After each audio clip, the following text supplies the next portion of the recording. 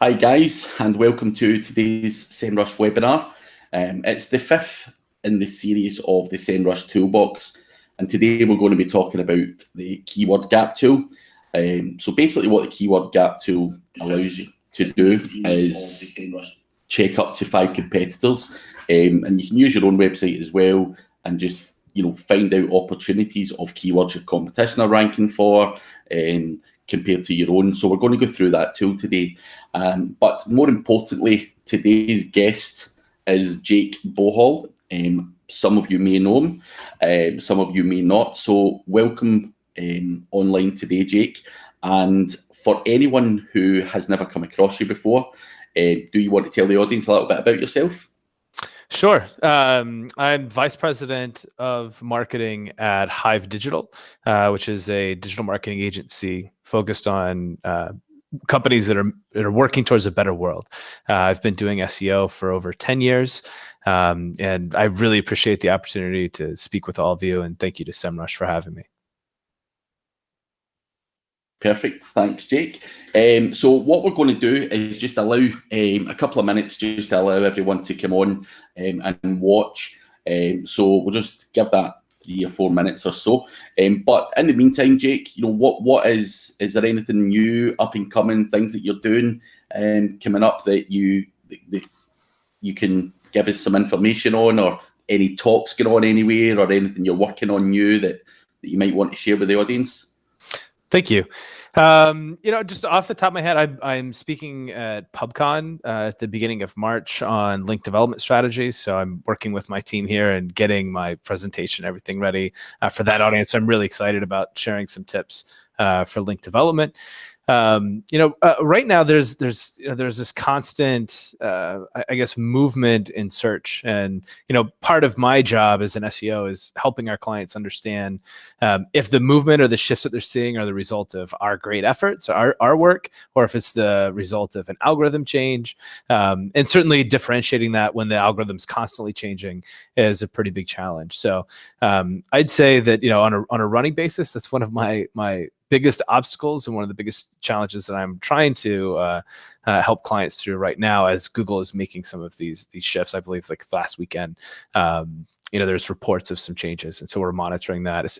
And a lot of the changes with Search Console, we've had a lot of processes in place as a company with the old Search Console, and as features are fading out, and quite honestly, some of the cool new features are coming in that I'm really excited about. We're adjusting some processes here. I'd say one of the coolest things that I'm excited about that's coming out, for those of you who may be a little more technical, geek side of things, there's a company called sloth.cloud that should be releasing, I hear, in the next couple of days. And that is for anyone who's using Cloudflare.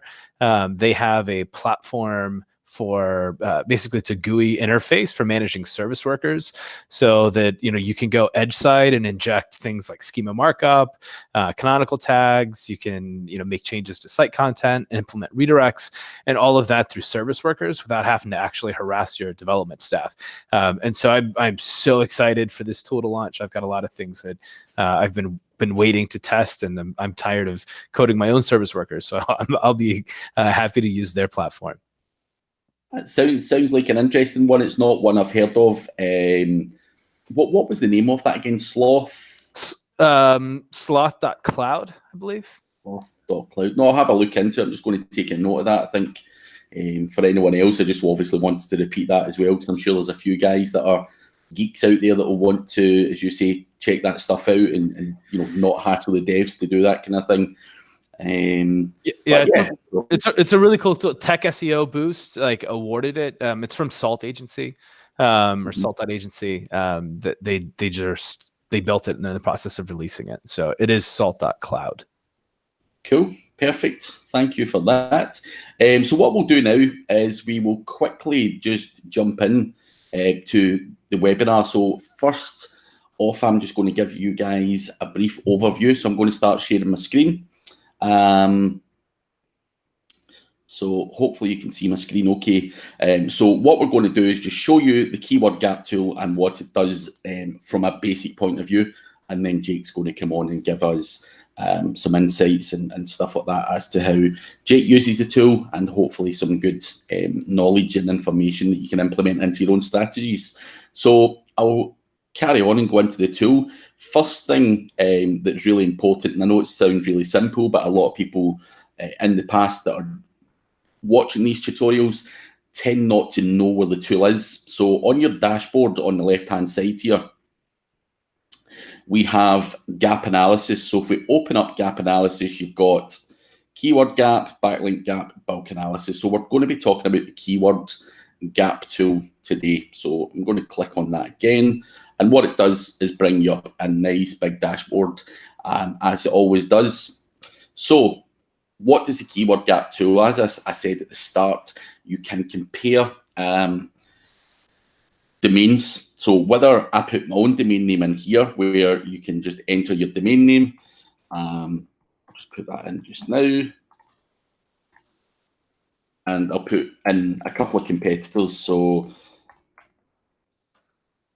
matthewwoodward.co.uk, and I'll do Andy Drinkwater again. .org. So I've put in 3 different websites there. Now, what's quite important for you to notice is you can look at the UK database. So you've got an option right here where you can change that to whatever database you're operating in. So make sure that you do look at that. You can look at it from desktop or mobile. And obviously you've got currency and stuff that you can change for the kind of cost per click stuff. That's not hugely important. What is really important is that under my domain name, I can compare my organic keywords. So you've got 3 options there under organic keywords, and that's organic keywords, paid keywords, and PLA keywords, which is Google Shopping. Now I can compare my organic keywords to Matthew Woodward's paid keywords if I wanted to compare what's going on. So the keyword gap tool doesn't just work for organic search. It's something you can look at. So if someone's doing really good paid and they're spending a lot of money and getting some good keywords that convert well, you may want to implement them into your organic strategy or vice versa. And that's something you can use this tool to do. So you can compare organic with organic, or organic with paid, or organic with Google Shopping. And as I say, you can put up to 5 domain names in here. I've just put 3 in here for an example. And then over in the right-hand corner, you've got a big green go button. So you simply click the go button and it will pull all the data for you. Not sure what went on there. Give us a second. It's happened before the webinar when I was testing it as well.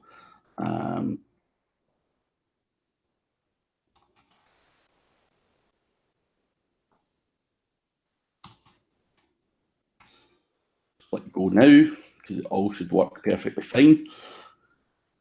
And it's not showing any data. No, the issue there, Craig, you're doing the segment is unique to each. Why don't you switch that to all? Yeah. Give us a sec.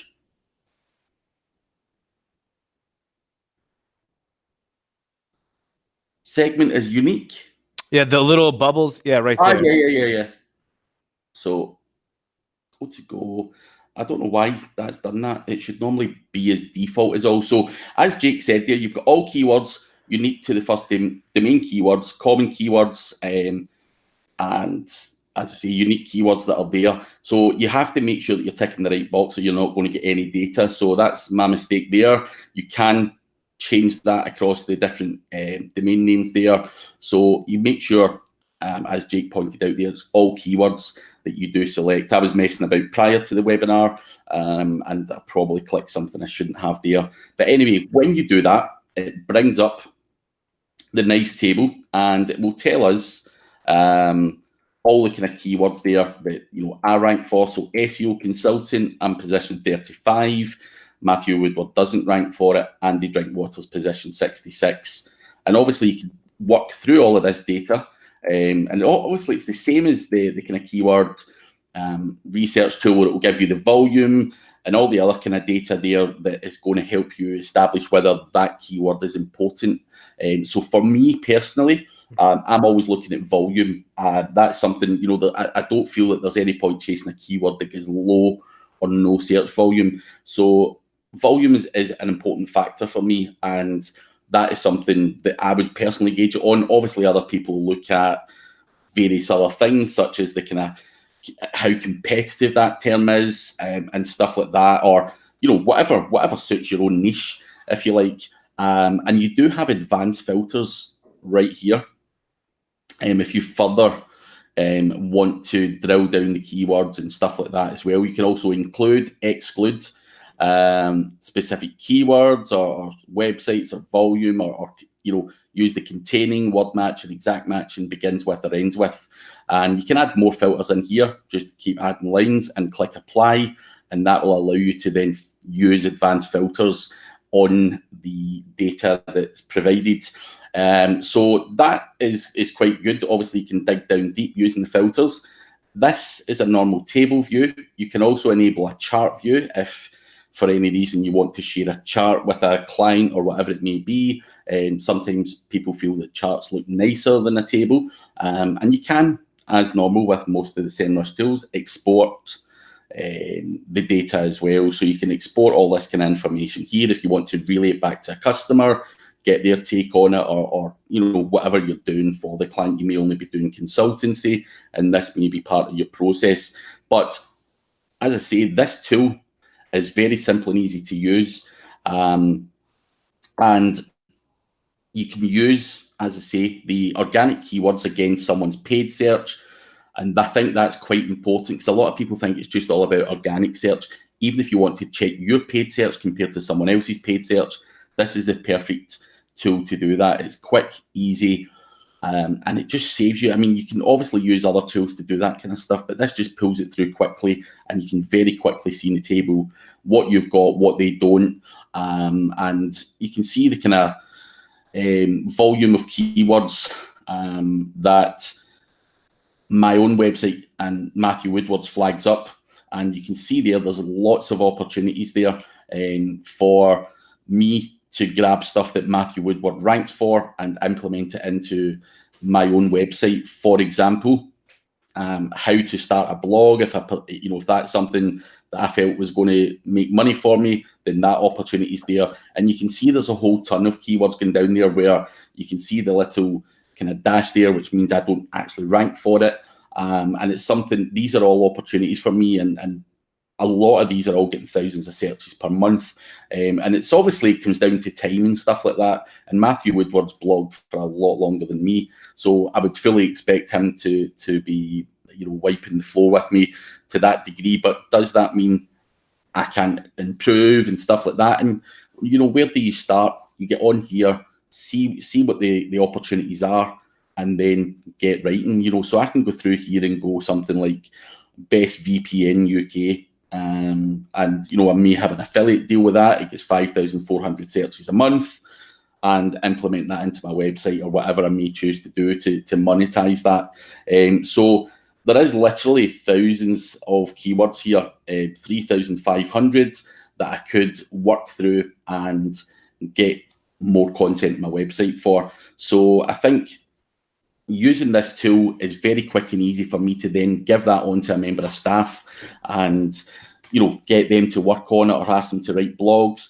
We can also see the kind of competitive score there, the kind of average cost per click, and stuff like that as well. So everything's there for you. It's laid out in a plate, and just finding these opportunities very, very quickly is ideal. There are people out there who do manual research, or they'll just check people's blogs out and just guess or give a half-hearted attempt at trying to replicate someone else's strategy. But as I say, with SEMrush, they're bringing out new tools all the time, and these things just make life a hell of a lot easier. So it's a very simple and easy to use tool. It's not something that's overcomplicated. It doesn't do much else other than this. It's very simple and easy to use. As I say, you've just got to make sure that you select the right database, devices, all that kind of stuff. And obviously, really importantly, is make sure that when you're looking at it,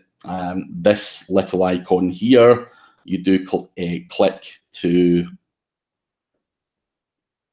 make sure that you can see all keywords.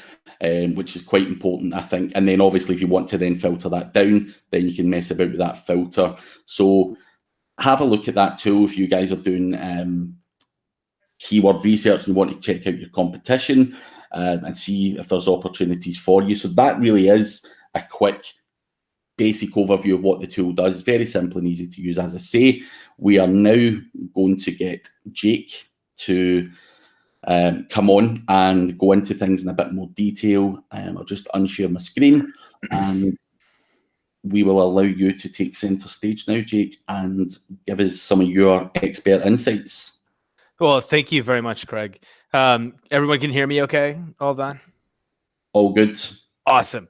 Okay, so as Craig was pointing out, when the tool itself is very simple to get started, but a lot of times what happens is you get to that point where you have 3,500 different keywords, or in cases, 10,000, 20,000 different keywords. And so being able to distill that down into like an actionable strategy takes a little bit more effort. And so that's part of what I'm hoping to walk you through today. So I'm going to go ahead and share my screen. And you should be able to see it now. So as Craig mentioned, the keyword gap tool, you should be familiar. Come in and put in the different domains for any competitors that you're trying to work against or compete against. When we're looking at this, we want to think like, why are we doing keyword gap analysis? What benefit does that have for us? A number of ways that I use it is prioritizing opportunities for new content, using it for keyword discovery, and evaluating performance versus a competitor. And I actually had that come up yesterday and last minute threw some slides in at the end here, and hopefully we'll have some time to cover them. At the end of the day, the content gap or the keyword gap tool is meant to help you identify those areas where everybody else is looking great, they're covered, and you're not. So where are we missing out on opportunities? And so I'm going to walk you through a process that I use to take an export of all that SEMrush data and bucket it into these 7 different categories to help me prioritize which keywords should I be going after, which ones should I not. And so you'll notice in this case, there's about 10,000 keywords that I'm evaluating here. Obviously, we could do more. So these drop downs, Craig mentioned that we'll do with this particular slice, it pulls all of the keywords for both ranking independently for the first domain, as well as those ranking independently for the second domain and those that cross over. If you have some sort of limitation in SEMrush on the number of rows that you can export, a little bit of a pro tip would be to go ahead and slice the segments for ranks for the first only, and then do an export, and then ranks for the second only, and do an export. And you can combine all of that data into a single spreadsheet later. So when we're doing the export, you end up pulling through, and I'm going to actually go into a few things in a second where we're actually pulling this data. But if you were to go and do this particular search here for these 5 domains, I picked score.org. I think it's the Small Business Administration, Kaufman, Micromentor, and so forth. These are all websites that focus on entrepreneurship, helping people develop and grow their business, and that type of thing. So you'll see that at the end of the day, there's 454,000 different keywords. We're only going to look at 10,000 of them today, just so that my spreadsheet doesn't explode on us. But there are ways that you can automate this process, and I'm doing it on a smaller sample size, but the same rules apply, and it would go for all of the data. So I'm going to switch over here to my spreadsheet. Well, when you do an export, you end up with this sort of list. We're going to get to here where it's like filtered and color-coded and all that sort of fun stuff. So the first thing we're going to do is we're going to export the content to Excel. And then we're going to work on actually filtering that data so that we can manipulate it. And there's a couple of things we have to do to fix some formatting, and we're going to do some highlighting in order to just get things prepped for use. So this is the raw data that comes out, of the raw export that comes out. And you'll see in my version of Excel, I end up with these like weird issues where Excel thinks it's a number, but it's actually stored as text. So the first thing I do is just go to data and then filter. And this is so that all of the rows stay intact whenever we're making changes or filtering by certain things. And then I'm going to do a little trick where we do text to columns and hit finish, and it just converts that into a number format. And that makes it easier for us to do sorting and filtering and that sort of stuff later. So we just quickly go through and convert all of these into a number format so that we can manipulate it. And it's literally just hitting text to columns and then just finishing, and it's going to convert it. So that's the first. And then the next thing we're going to do is we're going to go ahead and set up some conditional highlighting. And this is going to help us for sorting later. So we're going to take this entire section, like our site, in this case, we're assuming we are score.org, and all of our competitors. And then we're going to just do some conditional formatting. And we're going to create a rule where if the ranking is between positions 1 and 25, so we're ranking basically in the top 25, we want it to be green. And then we're going to add another one where if it's position 26 to 50, we're going to highlight it in red. So then, immediately out of the gate, we can kind of quickly see and begin to, if we wanted to say like, okay, we want to see everything where, our site is in the, top 25, we'll be able to do those kinds of filters quite quickly. The last thing we're going to do is we're going to add a new column here, or we can call it priority, we can call it bucket, whatever you want. This is basically going to be some groupings that we're going to establish. So those groupings I showed you a moment ago, like attack and block and content creation or whatever they are, those buckets are going to go here. Note, for the sake of this presentation, I'm going to be putting in a number and a reference for like the actual action that we're going to take. Typically, just for sake of time, we just go in and just assign ones, and then we know what those are with like a lookup table later. So after this, we're going to go through a process of bucketing the terms in which only one site is ranking. And I'm going to switch over to the slide here for 1 second, just so that you can see this, and it's kind of saved in posterity. You're going to prep the data, and then we're going to bucket terms with only one site ranking. So this process involves taking and filtering all of these results. We're going to filter them to 0. So we want to see where everything is a 0 with the exception of one site. So we go through, filter all to 0. And this is going to help us find some potential edge cases, right? So, if I just pulled all of this data and I can see that, BG plan or bplans.com is the only one that has exposure for this, that either means that maybe it's a brand term, or maybe it's just some kind of weird outlier because that keyword isn't transcending all of our competitive verticals or our competitive websites. So we're gonna just kind of filter these out in just a moment. So this last competitor, we're going to filter to green. So this is nobody ranks for anything except for this one site, and this one site ranks in the top 25. And so we're just going to assign a bucket. Now, for this first little exercise, the buckets are out of a quote unquote priority order. But this is because we're trying to address some of these outliers first. We would say, we want all of these to be considered, a priority 4 because they have potential. Like the company's obviously ranking well for it. But we aren't, and neither is anybody else. But it's a bucket that we're going to look at as a potential keyword.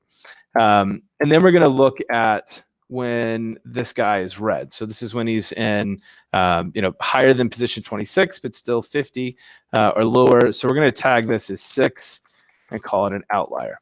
And we do this process for each of these competitors.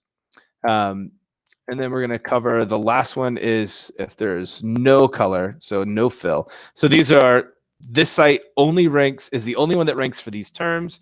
Nobody else does, and they don't even rank well. So it's pretty obvious in most cases that these are going to be unlikely terms for us. Like, we're probably not going to rank for Etsy or Excel or Shark Tank or Pitch. So these are all kind of like random terms and phrases that we want to go ahead and clear out of the list. Looks like it did not paste. Greg, you follow me here? Yeah, sorry, yeah, all following and people are Okay. enjoying it. So Perfect. So at this point, what we're going to do, just so we can start to get rid of some of the cruff, we can go ahead and set a, we're going to clear the filter on this one. And then we're going to go ahead and set a rule here that we only want to see when, let's see, I clear the filter. Yeah. And so then we're going to go ahead and clear a filter from these other ones for just a second, just so we can get something here. And then we're going to say that we only want to look at blanks. So this is essentially going to allow us to continue to shrink our list down as we move along. And so we'll do this for every competitor. We'll go through and say, you know, everybody else is going to be on 0 because we don't care about when they're showing up. And then these are when only this one site appears. And we'll do that same process. We'll filter by things that are red, tag those as outliers. We'll filter by items that are green. We'll tag those as having potential. And then we'll filter by the ones that have no color, and we'll mark them as unlikely. And then we'll move through that process for every single one of these until finally we get to the very end where we have just our site is the only one that's left. And I don't want to take up time just doing this over and over again because it is somewhat repetitive and again a process that should probably just get automated. But ultimately, you're going to get to that same section for yourself, and we'll filter when our site has the only one that's ranking. And we'll do that same process, except for in this case, when it's our site that's ranking and nobody else is, and we see that it's over 50, you know, odds are we're probably not, you know, this is going to be an outlier for us as well. So we go ahead and just mark those as unlikely and you know, fill it down all the way to the bottom.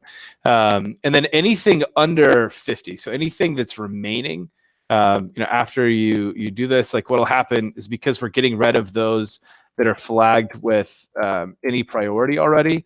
Once we go through that process for all of these, we'll be able to just clear this filter here. And then when we go back to filter by color, you know, no fill will no longer be an option because we'll have gone ahead and tagged all of those. And I think that's actually where we land here. So that's the first step of this process, is just going through and making sure that we have a filter established for each one of these. And that allows us to get rid of areas where only a single site is ranking. And then, let's see.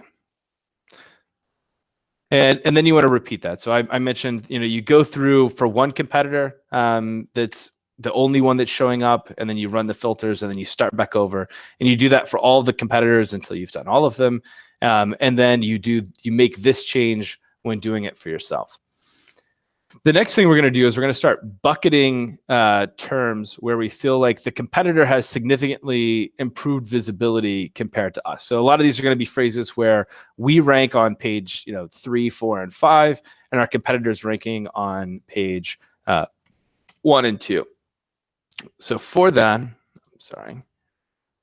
So for this, we would come back in here, and we're going to go to filtering crossovers. And these sheets, I've just gone ahead and progressed a number of these items already, just for sake of time. But for here, what we're going to do is we're just going to filter ourselves to red, so we know, like, okay, these are the ones where, you know, we're ranking in positions 26 through 50. And then for each competitor, we're going to go through and filter them to green. So there may be some where, this case, like B plans is doing really well, and we're doing, you know, okay. This is an opportunity where we should be going after them. So this we would go ahead and set as attack. And there's going to be a smaller bucket for these, right? And then we clear that filter. And this should still only be on blanks. And then we pick this one by greens. And so there's only one here that carries over. We clear the filter. This one doesn't have any. And that one doesn't have any either. Okay, so now we've bucketed those that should be listed as like attack terms. And then we're going to go and look now at terms that we should be protecting. So these are phrases where generally you're ranking in the top 25 and the competitor is also ranking in the top 25. So again, we're looking at bucketing in this case, any areas where our site is green, and then we'll pick, if this site is green. So we're going to do to and protect. So we go down and we just go through this process for each one of these. That one doesn't have any. And sometimes you'll find that they don't actually have any, and that's okay. So like when we were looking at Kaufman.org, for example, we were trying to see there weren't any available. What essentially this means is everything where we are ranking in the top 25, Kaufman's not even on the map. So maybe there's like some misintent there. Maybe that's a missed opportunity for them. But it's okay if it doesn't show up for us because we're just caring about those things that are in that grouping. So to protect. And so then we're done. So now we've categorized everything that would be in group 2. And obviously it looks like this. The next group that we're going to look at is what I refer to as catching up. So these are going to be when the client is ranking greater than 25, but then our competitor is ranking in the top 25.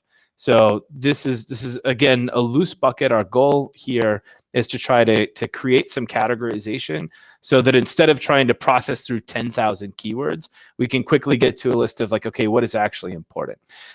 So for this bucket, we're going to say if we're over 25, so we can say the greater than 25. And then if a competitor is green. So you can see here, like small business loans, like we have some exposure, so maybe there's some potential there, but the competitor is doing really well. So I'm calling this catch up because they're obviously leading the pack, and we need to catch up with them. And there's an opportunity, obviously, there for some exposure. So we'll clear this, and we go through that same process for each of these, looking for green ones.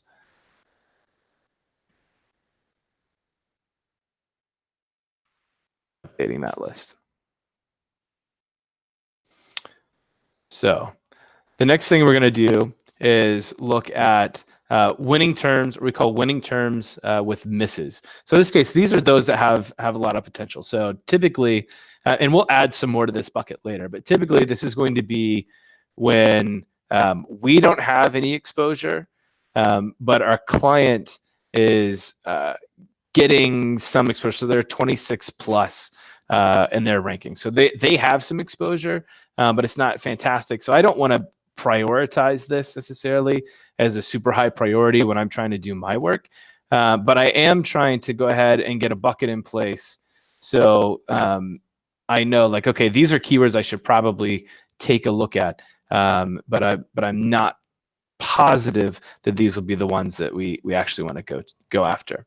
So we'd set a number filter here. So saying it's greater than 25, excuse me. And we're setting this as 4, and these are potential keywords. So these are ones that we are going to have to do some manual review for, and maybe they're a little bit lower priority on the list, but we can go through and look at all of these later. So we're going to do that same process for all of these. Aren't any. That one.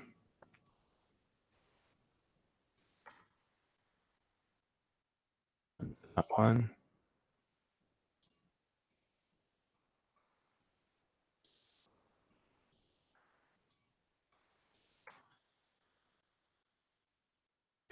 And these are 4.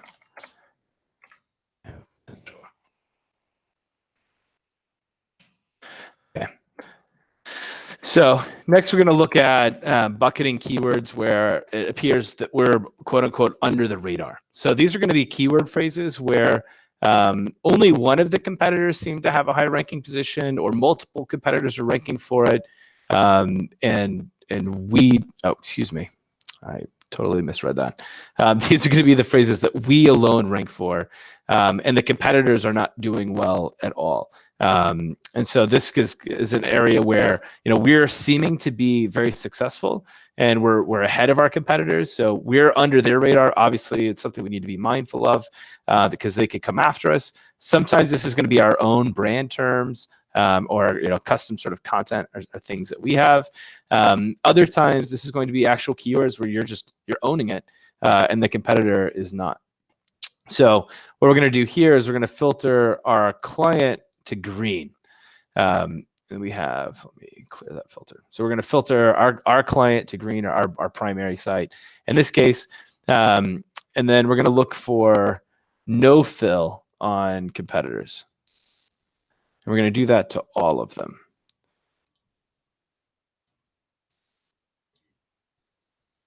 So this is a case where, we're performing well for things like, franchising, or IRS Schedule C, or whatever, America Score. Score is obviously their brand, but also things like government grant money, where they're doing really well and competitors aren't. So these are areas where we're under the radar. And we might want to just go back and shore them up if we can, because it looks like, we're not really competing. The other thing is, there may be areas where we rank really well, but it's not necessarily relevant for us in terms of traffic. So we want to go ahead and flag those into a small bucket as well. And the last couple buckets we're going to hit is, the first one is going to be outliers. So we're going to look at where the client and the competitors are all kind of not performing well. So these are going to be keywords like this. So it's like veteran or Maryland business search. Like some of these could potentially be interesting. But we're not necessarily interested in prioritizing them compared with everything else. So again, part of the goal here is to create like a quick bucketing system for all of these keywords, so we can then come back and review them later. So again, a lot of times this is going to be mismatches like Chico State Library, like nobody cares about that. In the case of these particular business models. So the fact that they rank for it is probably some random reference that's on their website. The next item we're going to look at is what we call unlikely. So these are phrases that will definitely need to be, manually reviewed, but they're often brand variants or completely unrelated terms that need to get disregarded. So this is, worse than those that we were just looking at a moment ago. So in this case, we're going to filter the client to no fill, and then see what we have left. And if I'm doing this well, and I may have skipped a little bit, so there may be some left over. But generally, this is going to be filter by no fill. No fill. There we go. And then we would tag these as 7 and unlikely. Now, this is off just a little bit. Like some of these I know are appearing here. And that's just because I haven't gone through and did this to every single column as we were working over. But we would go through that. And then the last thing that we would do is final housekeeping, is check everything where the client is green. And then we're going to tag these as 2, which is to protect. So we're coming back. And this is kind of like what was left after we decided some things shouldn't exist and so forth. And these are ones where we're going to rank well. And maybe more than one competitor is ranking for it. So we can validate that this is actually a keyword phrase that we should be concerned about, or it seems to be somewhat competitive. And we're going to want to go ahead and protect those. So what we end up with, that's what we just did here. And then what we end up with when this is all said and done, and obviously this is recorded, so you can go back and actually read those instructions and do it step by step. What will happen when you're done is you'll end up where all of your keyword phrases are going to be assigned into these particular buckets. So attack, protect, catch up. What is it? Attack, protect, catch up, potential, under the radar, outlier, and unlikely.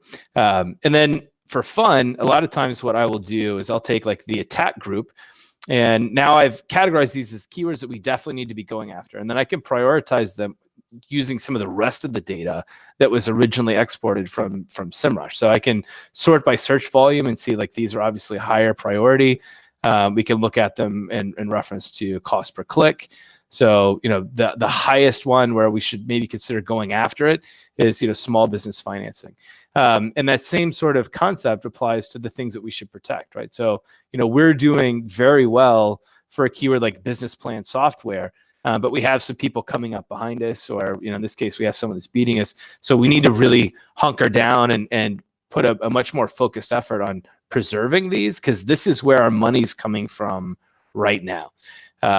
When we're looking at like the catch-up bucket, so these are areas where the competitors are seemingly doing better than us, and we're just completely missing the boat. So things like income statements and how to start a business, we're missing all of that. So inside of each of these buckets, you can start to slice by search volume. Craig had mentioned, you don't necessarily always care about keywords when there's 5 people a month that search for it.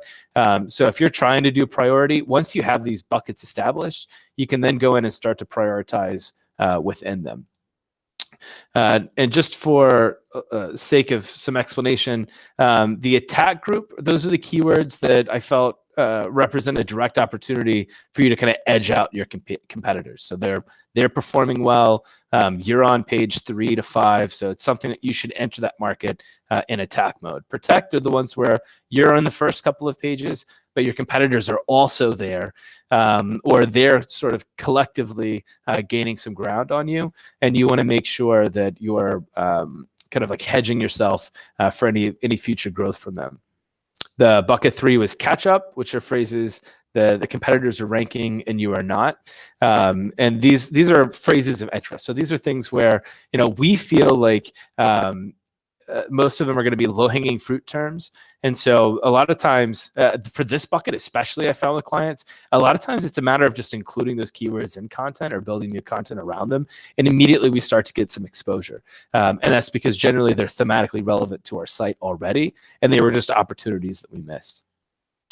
4 are the phrases where one of our competitors ranks really well, or several of them, and they do not. We put these in a separate bucket because it's something where they're likely relevant, but there could be some mismatch where if multiple competitors that we were polling are offering a particular business service that we don't offer. I ran this report for a company that is doing business consulting against companies like Deloitte, McKinsey, and this sort of stuff. And like my client just does like a small section of what Deloitte and McKinsey does. And unfortunately, in feature requests, and I think I thought Simon mentioned it in the chat. If we could isolate these keyword groups by the actual like sections of the site, that would be amazing, because then we really could start to identify specific areas that are closer to intent. Number 5 is under the radar. So these are the ones where we were ranking, the competitors weren't. So just keep an eye on them, and if you see competitors coming in, know that there's action that you need to take to stay ahead. And the last ones, outliers and unlikelies, are ones you should probably take a look at. The unlikelies are just kind of like a last bucket to look in, and the outliers are the ones where the competitors seem to be ranking well, but there's not really a clear winner. So either the competitors have a high ranking position and nobody else does, and so it just looks weird, or it's an area where several of the competitors are ranking in like position 50 and 60, and so maybe there's some intent. It's because it seems there must be if multiple companies are ranking for the same phrase and we aren't. So it's just something that warrants getting a closer look. So by going through this process, obviously we can bucket these types of keyword phrases into these groupings. And we took, what was 10,000 keywords and said, okay, there's 68 that we can prioritize as attack terms. And these are ones we probably want to go out and do, some link development or other strategies to really pursue them more aggressively. The protect and catch up terms, those are the ones that we need to immediately kind of send off to our content team and say, hey, I want you to look at the page that's ranking for this particular keyword phrase and figure out how we can bolster it. And then these, potential are terms that, we might want to go after. And there's a lot of search volume available, but it probably need to do a little bit more manual review. But we just took 10,000 keywords and in just a matter of minutes, have identified several buckets, with 430 keywords that our content team should be working on, 70 keywords our link building team should be working on. And then now for the keyword discovery part, I have a much smaller list, a more manageable list, that's grounded in, evidence of our competitors getting exposure for those keywords in order to come through for, more keyword discovery and that type of thing. So I'm going to pause for a minute. Craig, how are we on time? We have 14 minutes left. Okay. I had some slides I was going to show on just evaluating performance competitor. Are we having a lot of questions, or should I poke through? It's like 4 or 5 slides and that's it. No, listen, crack on. I think the audience will agree that, it's a really good presentation, and I think obviously you've given people a lot of processes to think about and stuff. So if you've got anything else to share, then fire away. Okay, awesome. This is the one that I mentioned came up yesterday. I had a client that called me and said that a competitor, it's actually, they have a sister company who was fighting with corporate and said, we're doing so much better than the other company. And so they immediately reached out to me and said, hey, we need to get some, better ideas on, is this company actually outperforming us, or what data are they manipulating to make it look like they are? And how can we debunk this? And it's a pretty common request that I get. So one of the things that I did is I pulled the data from SEMrush the same way, using the keyword gap tool, because I wanted to specifically identify some data for the client to show this is where we're outperforming this brand, this is where we're not outperforming them, and be able to give them some metrics that they could wrap their head around. So in much the same way, I did the export with the raw data. I fixed the text to columns. I did the filtering, that same sort of process. I then went through and did a text filter to get rid of the brand names. So I'd have like a raw list of, and a more realistic exposure of this is where we're ranking when brand isn't part of the mix. So a couple of the stats that I was able to pull out was, brand one, which is my client, ranks for 5,500 terms that have a combined traffic volume of 1.7 million searches a month, and brand two ranks for 3,500 terms with a combined traffic volume of 1.1 million searches a month. And for me, that was pretty easy to go through and just say, like, I have this list. I'm going to filter everything where they're not ranking 0, and count. There's 5,547 terms. There's, the sum, or the actual traffic, which we can't see because it's annotated to exponent. We also went through and pulled, where brand 2 was 0 and brand 1 obviously then had rankings. So we could say that, brand 1 was ranking for 4,300 things that brand 2 wasn't. And this is the kind of search volume that was available for it. So just quickly dumping this data into a spreadsheet and then running some filters there, we can quickly come to conclusions like, brand 1's ranking for this many terms with this much traffic. If we get rid of brand, this is how many terms, this is how much traffic. And just kind of showing like we're ranking for keyword phrases that also generate more traffic volume. The other thing that we were able to pull is like when I mentioned when one brand ranks in another, we could start to identify, how many of those keywords were, how many of them were they ranking number 1, and how many were they ranking in the top 10. So we see they had 7 non-brand terms and 89 keywords in the top 10. And then we could do the same looking at some head-to-head metrics where we were trying to identify when they're both searching, or when they both rank, how many different keywords was it that they were both ranking for, and how often did the first brand outrank the second brand? And that actual sheet, I had to add a column in here for head-to-head when they both rank. I added a column that just calculated the difference. And I converted all of the 0 values. So where there was no ranking, I converted it to 999. So I could quickly say, like, I could see here if I wanted to do a filter and say, like, okay, anything that's between, negative 105 and 105, then I know that they're both ranking for it. And I can quickly see, like, anything that's a negative number which I put in green. These are the ones where the client is winning, and any that were in a red, these are the ones where the client was losing. And so we could start to see what that looked like. And just to slice a little bit better, we went through and said, okay, show me what that data looks like when the keywords actually have traffic volume more than 1,000 searches a month. And then I also went through and did a breakdown where I just did a keyword filter and said, give me the filters that have warehouse in them. Or give me the filters that have electric in them. So I could even start to quickly slice by business units and say, here's how you're performing, in this segment against this other company. And, a lot of times you can use other tools to pull that kind of data. If you have like ongoing ranking checks happening and that sort of thing, you can pull some of that data. But when you're on the fly, you need something quick and dirty, and maybe you don't have access yet. So maybe it's on the sales side, or maybe it's a client who doesn't have rankings data or Botify set up and all those kinds of tools. You can start to do and bucket your own segments and pull that type of insight out for them. And I think it went over really well with the client. They were able to prove that they were performing more successfully than the sister company.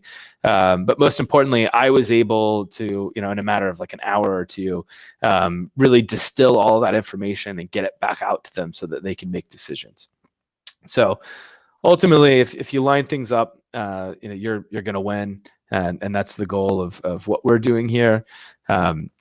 Obviously, we have time for Q&A, but if for some reason they can't get to it, I believe you can chat or tweet at SEMrush, or this is my contact information as well. So that's what I have for us. Correct? Perfect, Jake. It's been an insightful presentation. I'm sure if you do have a look back on the YouTube chat, there's a lot of people talking about it, really enjoyed that. And obviously, I think what stands out is you're showing us your actual process and how you use the tool and then what you do inside your own internally, using your spreadsheets and whatnot. Now, on that subject, I've got to ask you this. It may be cheeky, it may be not, but there was several people in the group chat asking if there was any way you could share that particular spreadsheet. You can say no, it's entirely up to yourself, but I did say I would ask. No, I'm more than happy to share the spreadsheet, and the slide deck as well had the step-by-step instructions for going through that. The sheet that I had, other than like the filtering and sorting, it's something that you're going to do custom with each export that you're pulling in. Currently working with my team so that we can have a more automated way of doing that, and maybe if Anton will work with me on it, maybe we can get him to add some of that sort of default bucketing as a feature into SEMrush. I think that would be so cool. So yeah, I'm happy to share that. Happy to share the deck. If anyone wants to reach out to you, Craig, or us via Twitter, I'm happy to share it from there. Yeah, no, I think if anyone wants to grab that spreadsheet, if you reach out to Jake on the email he mentioned earlier or on Twitter or whatever, you're best going to the man direct himself. And obviously, SEMrush and whatnot will share your slides and stuff like that from the presentation as well. So I thought I would ask that question first. I was like, I don't know if he'll share the slides, but let's see. But guys, we've got 6 minutes for questions and answers. So we have got some questions coming in, and we will get some of those answered for you just now. So first one is from Cast Centers. Once you get all the data sorted, how do we develop content or adjust current content to capture those keywords? What are you doing to do that, Jake? Okay. Well, once we have the bucket established, oftentimes, and this sounds a little bit rudimentary, but I'll do like a site colon command on my own site with that particular keyword and see, which pages are ranking. So is it my target page that is ranking for it? Do I have multiple pages that are ranking for it? And it's a matter of, identifying, am I including this as often as I could, or as well as I could, I should say, it's not a matter of the count. But a lot of times it's just, when we're pulling this, the things that we've done well and the content that we've built out well are generally the ones that are in protect mode. And the ones that are in the attack buckets are ones where we haven't really built out the content that well. And they're not established like pillars. There's not a lot of resources around it on our site. We don't have a lot of links coming in. And so it's the starting point of saying, okay, what have I done to fulfill the user intent? When I do a search in Google, what is showing up there that I'm missing? So are people looking for charts? Are they looking to buy? Are they just looking for more information? Are they wanting to get a comparison or what have you? So once you have the buckets, it is a more manual process of actually going through and figuring out like what is the gap in the actual content and intent of the page that I would like to have ranking and those that are out there now. Great answer. Perfect. The next question was from, it was actually someone on Twitter. They're basically saying, so when you mark your keywords as protect, so you want to protect those rankings, what are you doing to protect and improve those rankings? Is it just content or is it links or everything else that you believe works? Both. Generally when I'm looking at the protect bucket, it's a matter of saying like these are the ones that are making me money. Like I'm successful or we're competitive in those right now, and they're going to need ongoing maintenance. I don't want to ignore them just because we seem to be performing well. So a lot of times it's a combination of trying to share or present the content better to the community so we can try to get some links back to it. A lot of times, we'll see like we're in position, 5 and 6, a competitor maybe in 4 and another one in 9. And that's why I ended up in that bucket. And so protect is also a grouping for competitive. So it's a matter of, what can I do around this? And it can be content, it can be links. There's a number of different techniques that we can take to it depending on where it's efficient. And my goal with these buckets is to kind of categorize so that I know and can hand off to the appropriate teams internally. Like the ones that are needing new content, like I know I can immediately send it off to the team and say like, hey, go find out like why we don't have very good content for this because we're obviously not performing well. Those that are in the protect or attack mode, I know that needs to go to a content team and a link building team. And odds are, we need to be kind of hands-on and identifying a specific strategy around each of those. And there is no automated system that perfectly says like this bucket, this is exactly what you do. It's about getting them into buckets so that I can have my mindset on like, okay, for these terms, I know I need to do some authority building, I need to do some relevance building, and I can sit down with the team that I know does both of that, and we can be more effective at coming up with strategies, and we're not spending time on outliers and that type of thing. I think that's a sensible way of approaching it. So going back to the last question where you were talking about adding content and stuff like that, Simon Britchford was basically saying, can you talk about keyword phrase density? Just to, tell them more about your thoughts on that. That it's just a very generic question, but you'll probably want to know. If you or how, I know people are going to probably look for a figure from you here. What is keyword density? And obviously, what of these figures? No, know what? It's great. A lot of times, I think we get caught up in the idea of keyword density, and there's a place for it. If you're using any of the tools, like even like Market Muse's tool says, like you should use this particular keyword phrase, 1 to 3 times, and there's some merit to the fact that if you only mention it in passing, it's probably less important than if it's like a core focus of that piece of content. Now, I wouldn't put forward any idea to say that a keyword density of any specific number is more or less appropriate. If it's something that you're interested in doing and you think that it may be important for your keyword space, my recommendation would be to evaluate the sites that are ranking in the top 10 and look at their density around that particular keyword. And if you want to kind of use that as a benchmark to say that's what's normal, and that's what Google is accepting, you may find a range. And in fact, one of the things that, Ginny Hallis actually brought this up, and I thought it was genius. She was talking about looking at the search results, and you may find that there are places where the keyword density is really low or really high. And when you slice that against the link profiles that exist in that top 10, you may start to find some patterns where sites that have higher link volumes may not have the keyword on that page as much, like in uniform across the grouping. And so when you're trying to also develop what a norm is or what an average is, you also need to be mindful that there are different types of sites that are ranking.